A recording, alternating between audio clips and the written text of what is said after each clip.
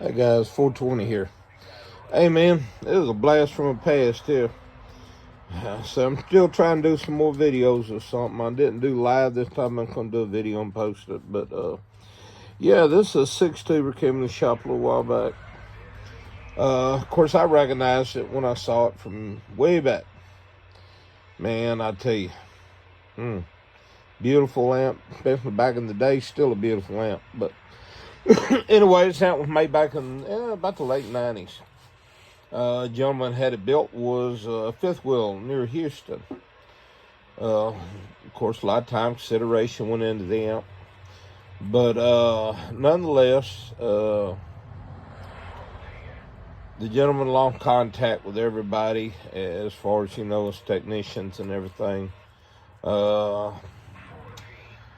was probably around 2016 when he found out where I was and got a hold of me and said, "Hey man, I've had a problem with the amp way back, past and stuff.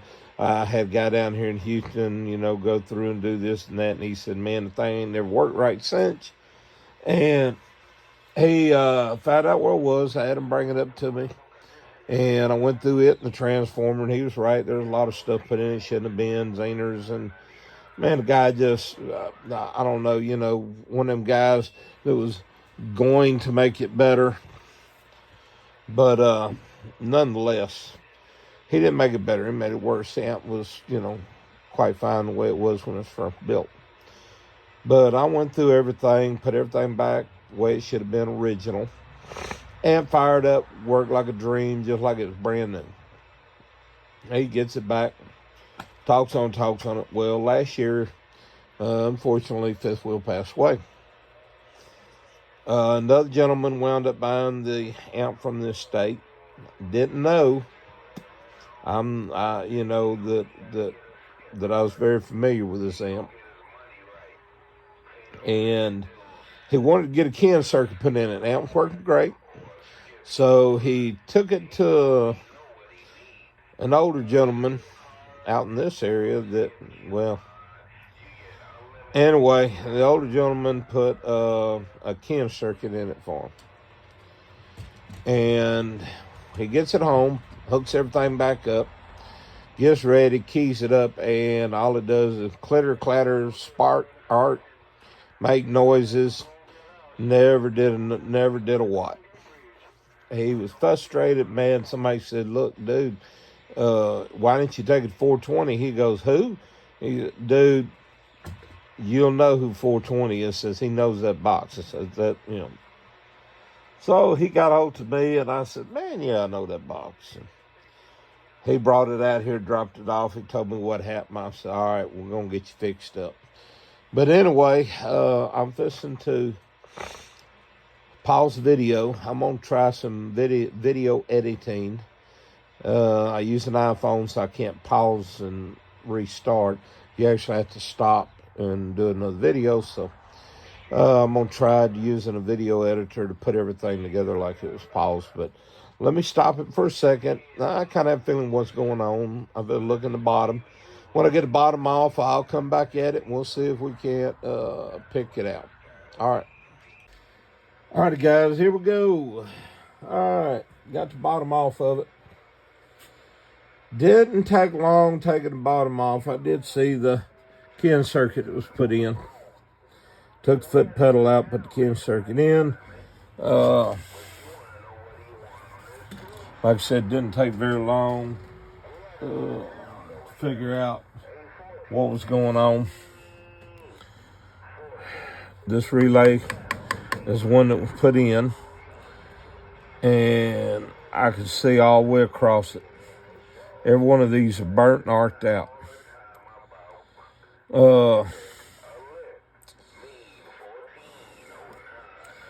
Can also see on the input, looks like it's had a little arcing on it.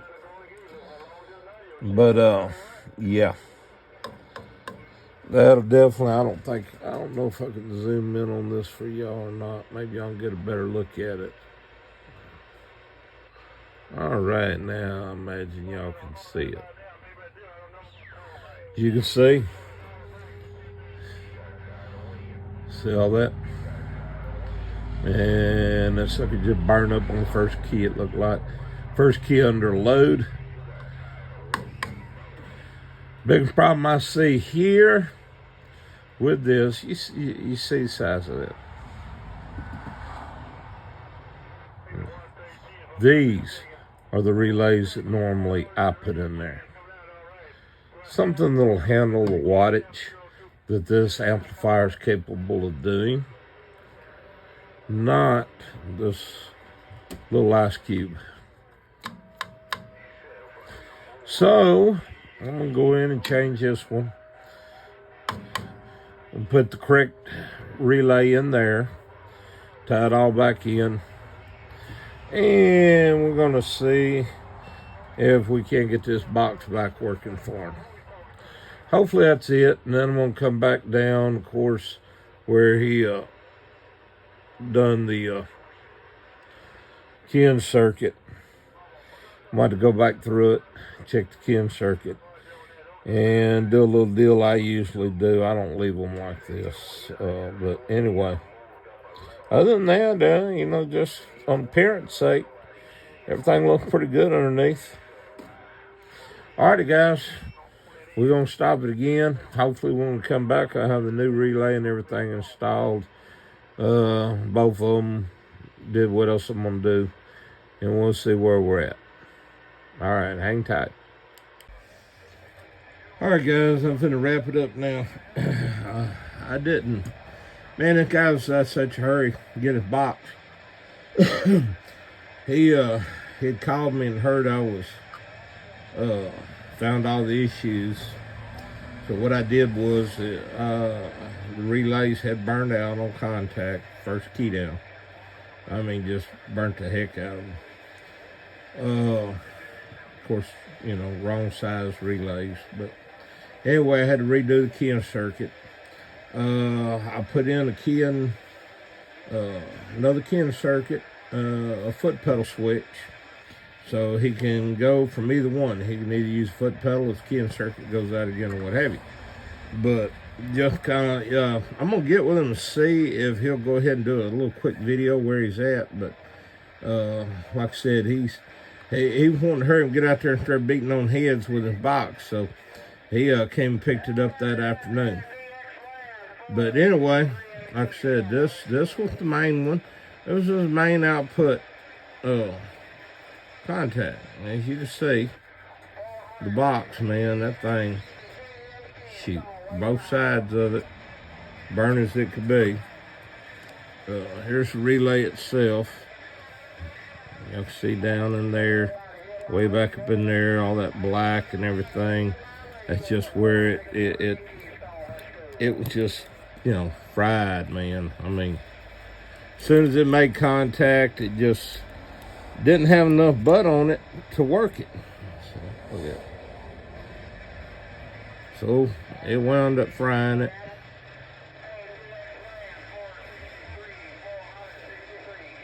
But we took this one and it has been replaced with one of these. So as you can see, quite a bit of difference in the two relays, but anyway, be a real hard pressed burn out these. I ran the box all the way up to max. I went ahead and exceeded max. It held the RF just fine. Now this is from the input.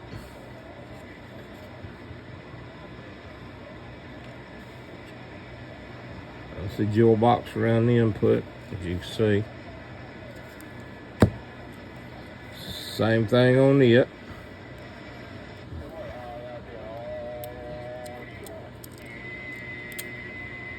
Look at that.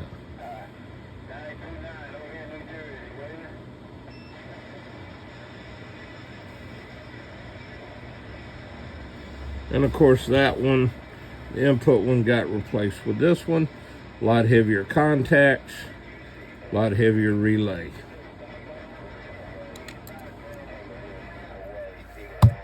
But no more problems.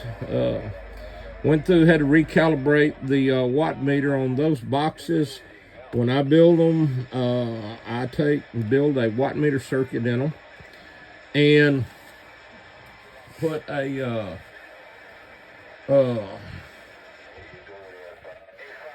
watt meter on the front and calibrate it with my bird on peak reading. So I calibrate it to read the same. Anyway, man, the box is running beautiful. He's had it now for a week.